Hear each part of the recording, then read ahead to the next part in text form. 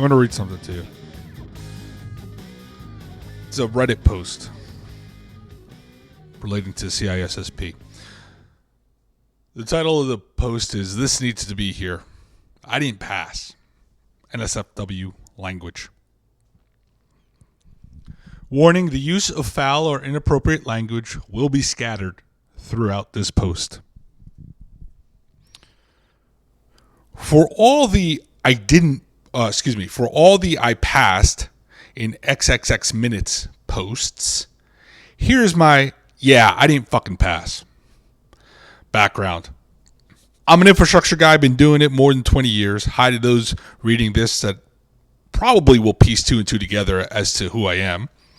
I have my MCSE and Sex Plus. I had my CCNA back in the day, and don't laugh, some Lotus Domino certs back in the day. You can stop laughing now. So while I'm not a big cert guy, I do see value in them and take them when I need a challenge. I never wanted to get into InfoSec space, but everybody told me it was something that I should strongly consider since my background essentially has been security before it was a formal thing. I always saw InfoSec as the gatekeeper, the police, internal affairs, blah, blah, blah. I saw my career more as empowering businesses even before the business knew they needed me to empower them. Yes, I was mostly in the background guiding decisions to ensure people made the right decisions and always keep security-focused mind. Always keeping a security-focused mind. But I didn't want it to be my full-time job. Similarly to why I never wanted to get into software development. As I got older and organizations changed, I started realizing that my old ass needs to change as well. I started looking at the buzzwords like DevOps, big data, blah, blah, blah. Ultimately, I just wanted something that would allow me to continue to push businesses to leverage technology efficiently and effectively. I realistically started looking at the CISSP in 2016. Though folks were telling me about it long before that. I hemmed and hawed about it for months on end, picking up a book here and there, trying to understand what the big deal was. Then about 45 days ago, I said, fuck it. Let me sit down and start really digging into this. I saw the value of the mile-wide, inch-deep concept, picked up a few new concepts that I hadn't heard of before, and spent those 40 days spending about 5 hours a day going through materials and supplementing terms I wasn't 100% sure of. I used all the recommended tools from this sub and felt pretty good. About 5 days out, I literally took off from work just to prepare for this. Practice tests, Kelly Handerhand videos, mobile practice tests, 11th hour, and Sunflower were my tools of choice for the 5-day countdown. Day of the test, I listened to both Larry and Kelly's videos. You can find them by searching this sub. I have it bookmarked. I was both excited and nervous for the test. I was confident, but still apprehensive. My test was at 8 a.m., and I arrived at the testing facility 1.5 hours early, just to quickly skim Sunflower and then relax. I signed in, and when I sat at the computer, I took a deep breath and told myself, let's rock and roll. I quickly jotted down some notes onto the wipe-off board just so I wouldn't experience any brain farts. First few questions didn't seem too outlandish. I kept Larry's Spock versus Kirk and Kelly's "you are a manager" concept in the back of my mind. I didn't skim the questions. I actually spent time on these questions to ensure I understood what they were asking for. There were some questions where I would write it down on the wipe-off board just so I can visually see what they were asking. When in doubt, I implemented Spock versus Kirk. 100 minutes in, I was at question 91, and I was like, this is going pretty good. This is where my brain fucked with me. At this point, I'm thinking, shit, this will be over at 100, and there weren't many questions that tricked me. Then question 100. Then 101. Then 102. Then I'm like, fuck, I failed. Then the doubt started to creep in. Did I think too much like a manager? Did I fuck up some simple shit like the OSI layer, which I actually wrote down so I wouldn't fuck it up? Or was I overconfident in shit like PKI and IAM, which is something I do fairly regularly? Then at 125, the test ended. Fucking test doesn't even give you the courtesy of giving you a score right then and there. Fucking pretentious organization. I get the paper and I see the, unfortunately, like those university letters you used to get back in the day. Thin envelope you didn't get in, thick envelope you made it, kid. I saw a one-pager that should have read, "You fucked up big time, dummy." I looked at the domains I wasn't proficient in air quotes. And I started doubting everything I've done over the past 20 years. How the fuck do some folks in my org have their CISSP and I can run circles around them in both policy and technical details? What the actual fuck? Sure enough, I made mistakes. A few of them obvious, and I need to dust myself off. Fucked up thing is, like most of my certs, I funded this myself. And now I have to go back to the boss, aka wife, and explain what the fuck happened. She never wanted me to take it and didn't agree to me doing so, but I sold it as a possibility to save my job scenario for an old guy like me. I think I read that wrong. But I sold it as a possible save my job scenario for an old guy like me. I'm sure as shit she's going to give me the "I told you so" look. I'm kidding. She's been supportive, but was hesitant when I shelled out that $700. It's not mortgage money, but money we could have used for something else, like seal coating my fucking 3,700 square foot driveway. So not passing is a big fucking pill to swallow. I'm actually not sure if I'm going to take it again. I wasn't going to make the move, but I wanted to show that I was certifiable. You take it as you read it. So for those of you studying and aren't confident, let me put that doubt in your head. You're going to fuck up. You're going to fuck up. How much you fuck up by is on you. I'm just here saying that not everyone passes this thing the first time. For a fucking exam that's more expensive than the MCAT, believe me, I looked, I feel like you should get a happy ending after. Okay, I'm done. TLDR. Didn't pass the exam. Stupid mistakes. That post was submitted on October 30th, 2019. And it was my post. So if you find it, you'll find out my handle. And you'll get to see the inane post that I put on Reddit. Mostly trolling. But I do post some words of wisdom here and there. That was my immediate reaction after I failed the CISSP exam. And I have to be honest with you, a lot of what I wrote still rings true today. It's unfathomable to me as to why I did not pass this test. Even weeks after, I sat down and I was like, you know what? This test isn't as hard as people make it seem to be. Sure, there were things that I did not recognize right off the bat, like the SDLC concepts. But I've done a lot of project management. I've done a lot of different frameworks where I leverage that information to make educated guesses. Now, you're probably sitting there and being like, well, it wasn't that educated, dummy.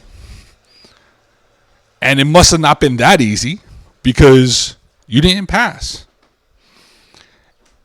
And the reason why I didn't pass was the reason why I failed some pretty big projects early on in my career. I didn't pay attention to those minute details. The details are in the word problem.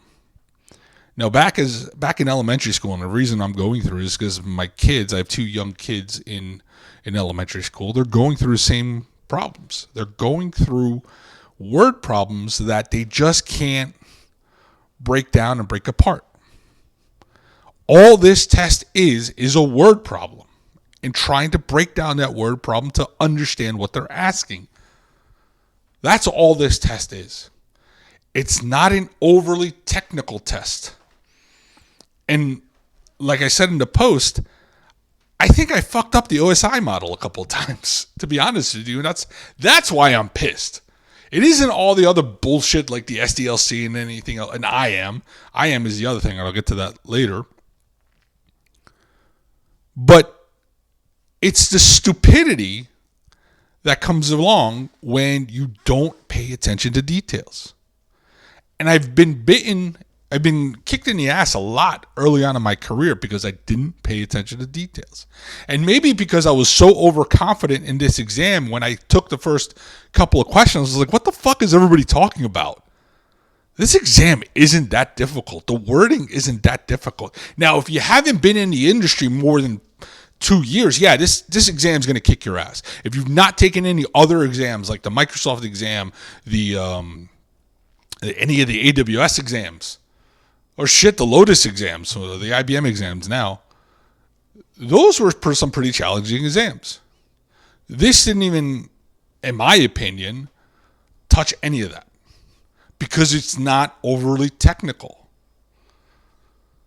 There's some university level exams that I was like, were harder than this. This is an exam that tests your ability to pay attention to detail, in my opinion, and your ability to pull information from the deep recesses of your brain so you can answer the questions that they're asking. That inch deep and mile wide concept is very true. When you're going to sit for, so I'm studying for the AWS associate exam, whatever the fuck they call it, the certifiably associate. I don't know, I hate these fucking names. Anyway, the first level, not the very first level, the practitioner, the one in between, before professional, that exam, the associate exam. I'm sitting for that. There's a lot of shit in there too, but it's all technical.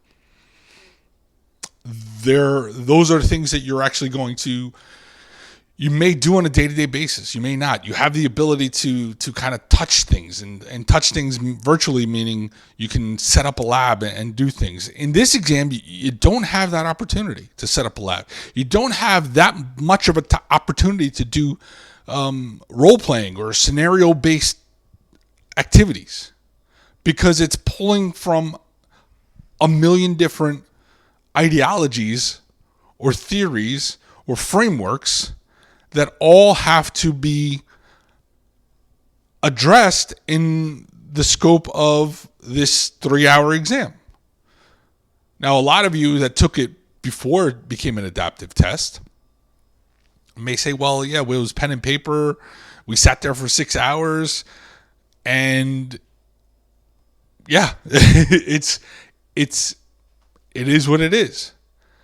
But it's not an overly difficult exam. And my failure to pass it really shows how probably I didn't focus as much as I needed to. Some people are like, well, I've been studying for 6 years or whatever. I'm being facetious here, but there are people there that are going to say, I've studied for 12 months. And the last week I studied, and this and that. That's fine. You do you. But for me, I felt I put enough time into it. 45 days out, I registered for the exam, and I spent 5 hours a day reading and going over it. Was it top priority? No, because I have a fucking real job. I have real things to deal with.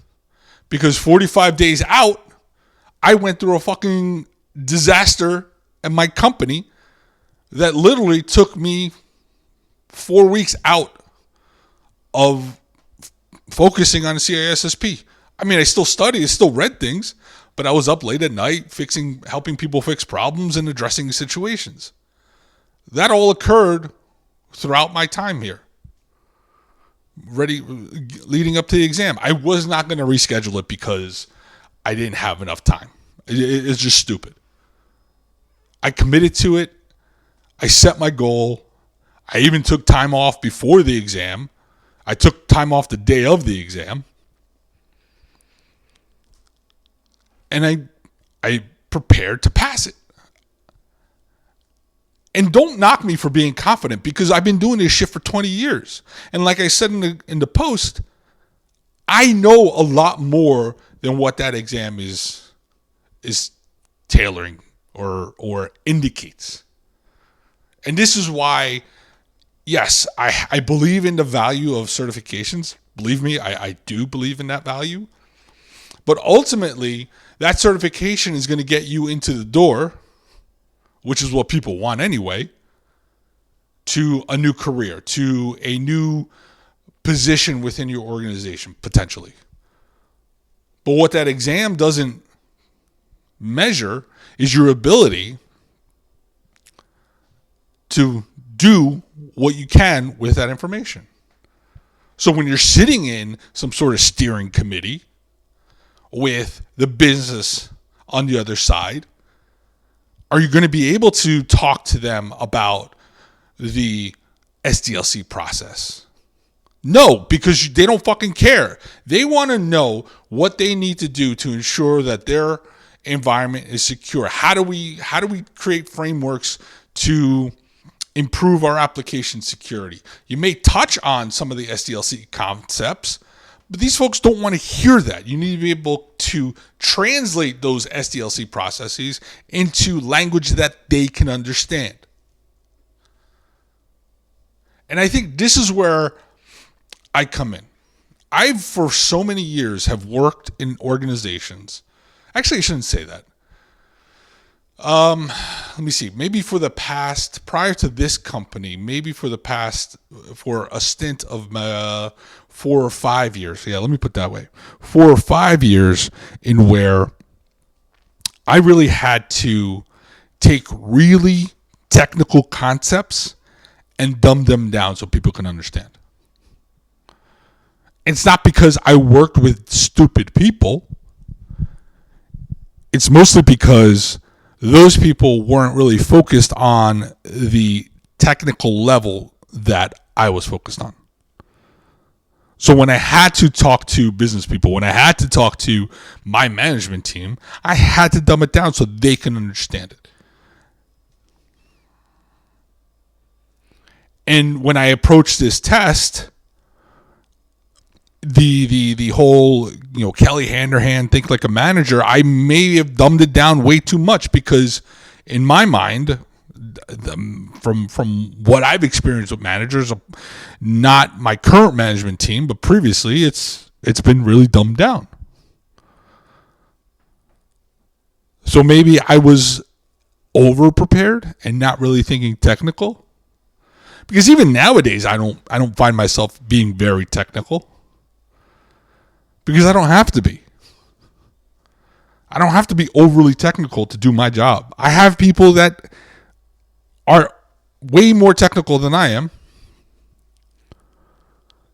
and at least I can understand them, and then I can either guide them or make a decision on what to do based on the information that they give me. Now, there's people within my organization that are always at that technical level.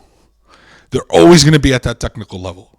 And then they're going to be like, well, why don't you understand me? Because I'm at that technical level. Not me, because I'm not trying to toot my own horn, because I can traverse both worlds, which is one of the reasons why I think I've been very successful, being able to traverse the technical and non-technical world. But it's getting back to the CISSP, I kind of slightly diverted here. It's an exam that can be passed and should be passed by everyone who's been doing this shit for, I'd say, more than 10 years. Forget the 5-year thing. Because in 5 years, you really haven't experienced much, in my opinion. The people that are passing the exam, and here's a question I have. The people that are passing the exam, and sorry for spiking there a little bit. What is your background? What is your experience in real world situations? I've talked about an outage that I had back in August, September. How many people have actually gone through a disaster like that? How many people have gone through events like September 11th where you lose your entire data center and you have to rebuild from scratch? I'm raising my hand. How many of you can raise your hand? Those events don't typically occur. Those events like Hurricane Sandy, where some data centers were underwater literally. And if you didn't learn your lessons from September 11th, you had to learn your lessons from Hurricane Sandy. You knew that you had a hot DR site or even a cold DR site. But what I'm trying to impress upon you is that what you read in those exam guides, these are the best practices. These are what you should be doing. Don't translate always into real world scenarios. So I'm going to go back to I deal with that on a day-to-day basis. In a perfect world, you're going to do what ISC squared wants you to do, and that's the best practice. And this is probably where I fuck up, because I don't agree with the things that are theoretical. Let's put it that way. Because when you start deploying cloud services and you start doing federation, everything in a real world, what's the term I'm looking for? In a perfect world, that's what I was looking for. In a perfect world model, yeah, you could do everything that they say to do. 100%. But in the real world, it doesn't work like that. There are certain things that you want to do that, you know what, maybe hasn't even been invented yet. I remember back in what year is this? 2019? 11 years ago, maybe 12 years ago, we had a visionary leader, IT leader. He said, we had Polycom units and Link just came out. It was OCS, Office Communication Server, and then Link. So Link just came out. We had Polycom units that were bridging Link calls into video conference rooms. And he's like, I want to do this. I want to come into a conference room. I want to do a video conference with people in Sydney, and I want to share my screen from that conference room. Imagine that. Oh, yeah, we should be able to do it because you could do it in Link. Right, but I want to do it while I'm in the conference room. Through the Polycom unit. And Polycom's like, ooh, hold on a second. You want a what? Because remember, Polycom didn't want companies at the time to move away from their expensive equipment. So we went through a whole rigmarole to try to get this to work, and ultimately, the experience was shitty. And fast forward 11 years later, it's very seamless and easy to do. But there are things that you're going to do that, by the book, seems like it should be a good idea. But you may not be able to accomplish it because there's just things that are not invented yet. So when it comes to IAM and Federation, there are things that we do today that we really can't achieve based on what's in ISC Squared's guidelines. And this is where you really have to kind of hone in on, you need to do what ISC Squared wants you to do. And this is probably where I missed the mark. And even in those videos that I've watched and some of the documentation that I read, I probably didn't put two and two. I still had my dumb real world scenario hat on. So I failed. And I'm still pissed at it. Because that's $700 I don't get back.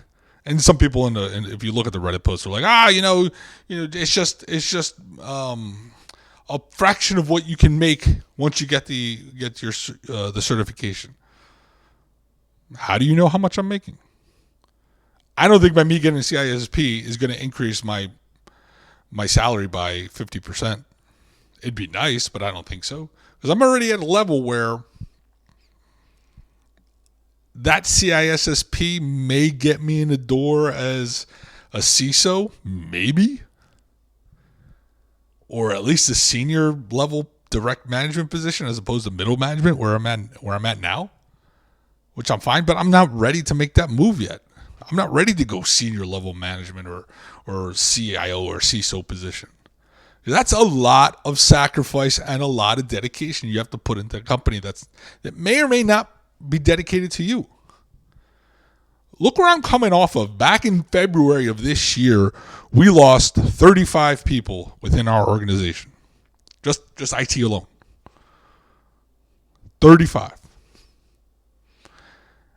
And fast forward to a meeting, a town hall we had. You know what was top objective on the list for our CIO? Get rid of 35 people. So when you think about how much dedication, how much time you put into an organization, you have to really think about that you're a true number. So the higher you get, the higher target you're going to be. Now everybody's going to be like, well, that's not going to be me. It may not be. I've been through some,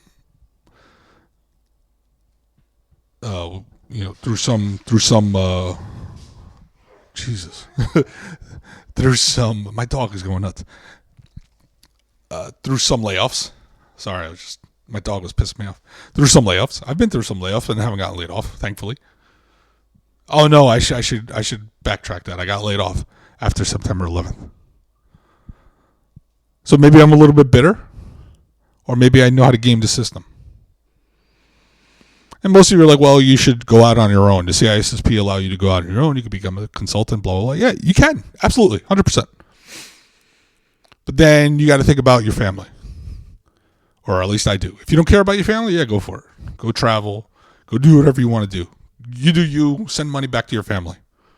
Your kids may not know who you are, but that's you.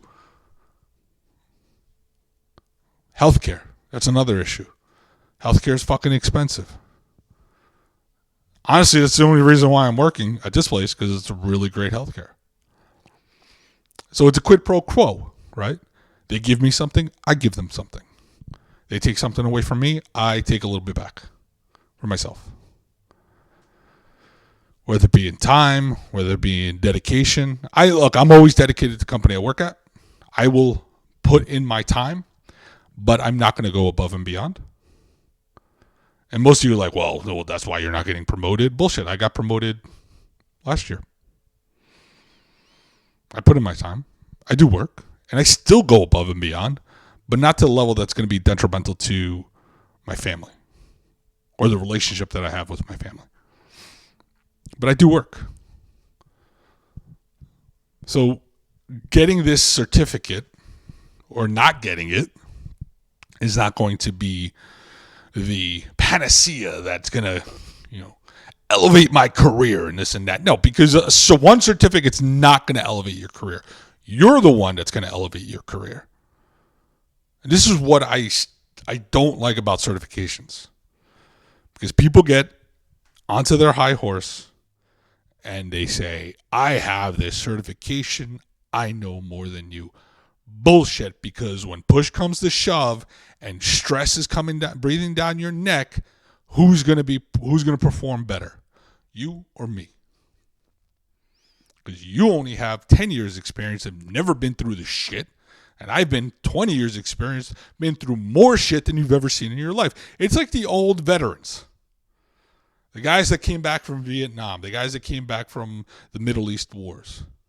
So there was a period between Vietnam and the war in Iraq.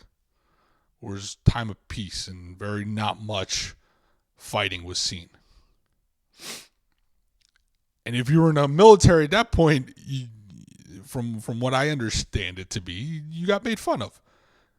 Because the old-time veterans of Vietnam, you didn't fucking see shit.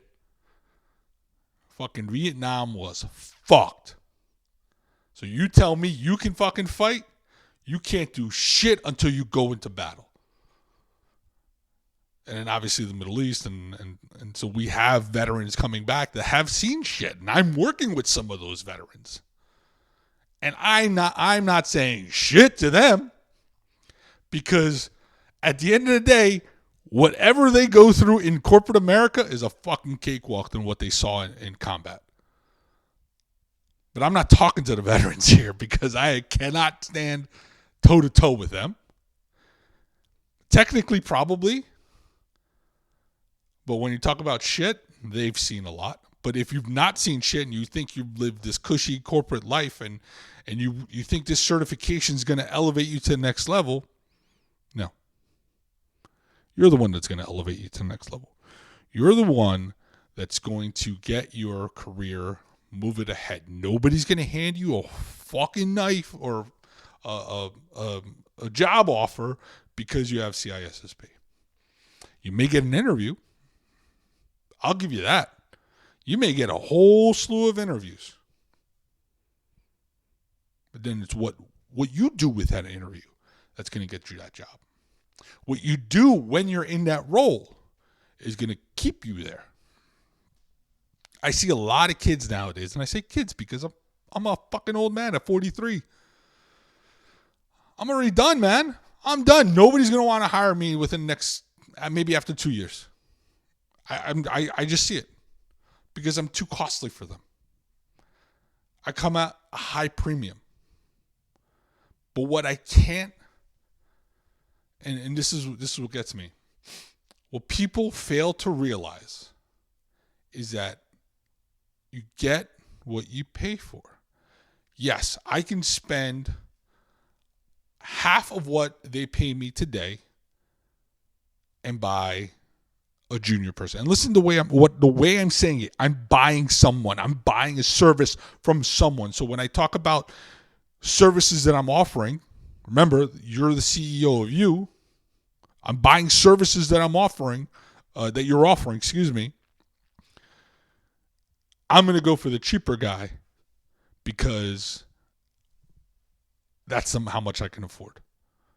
But the cheaper guy may have well intentions, may be able to spout things that you agree with, but can they execute on that? And that's what people are failing to realize. Well, I can get them to execute. How long is it going to take for you to realize that they can't execute? And now, let's say it takes you 9 months to realize that, or even 24 months. You've just wasted 24 months of your organization's time. This person's living the life because now they have your company name on their resume. They'll just move on to the next company. And then 6 years, 10 years down the road, they're going to have a whole slew of high Fortune 50 companies or whatever on their resume. They'll go to a mid-sized company and look what I did. And the game just keeps going. And I've seen that time and time and time again. When is it going to stop? It never is. Because people are just looking at the bottom line, looking for that money, cost savings, and not realizing the value that people bring into the organization. That's why we're trying to automate everything. Because automation is quote unquote efficient. It's going to save people money. In the long run, yes, it will. And we've seen it time and time again. But like some people say, you can't automate everything. You can't automate everything. So I'm going to try again. I don't know when I'm going to try again, but I will continue posting episodes regarding this journey. This is only part 2. I'm going to continue posting. If I come across something that's relevant or mildly entertaining or amusing or informational, I'm going to post it. This is Chuck. This is the ITXP. This is my CISSP journey part 2. Reach out to me on Twitter at the ITXP, Instagram at _IT_XP. Email me social-media at the ITXP, and I will talk to you later.